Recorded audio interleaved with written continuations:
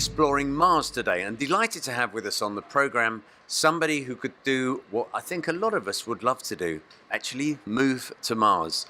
Dr. Adriana Marais, you're one of the 100 at the moment on the Mars One project that could be looking to go to Mars on a one-way trip. What made you even want to do that? Well, I've wanted to explore other planets since I was about 4. I wasn't sure which ones at that point.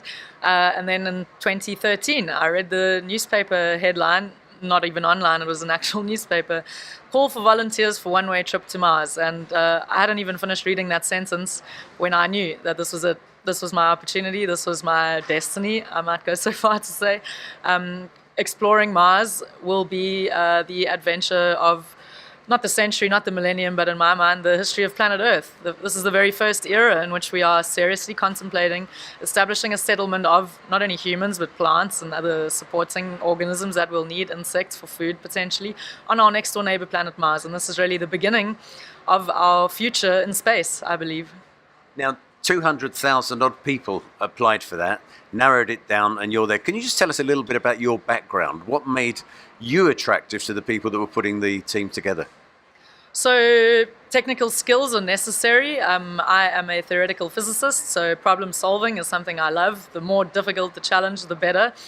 So this is a good characteristic for people going into the unknown, to really enjoy a challenge, to enjoy the intricacies of using software and mathematics and equipment to solve a specific challenge. I'm a quantum biologist, so besides doing physics and coding and maths, I'm interested in the origins of life and what kind of molecular systems can constitute what we would call a living system. And I'm very excited that potentially on Mars we may find systems that are different to the living systems that we find on Earth that may broaden our knowledge of what life is.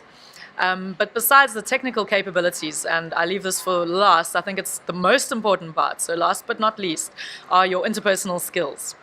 So if you're a really difficult person to work with, you can be a genius, and sometimes geniuses are not easy to work with. This could lead to the failure of the mission.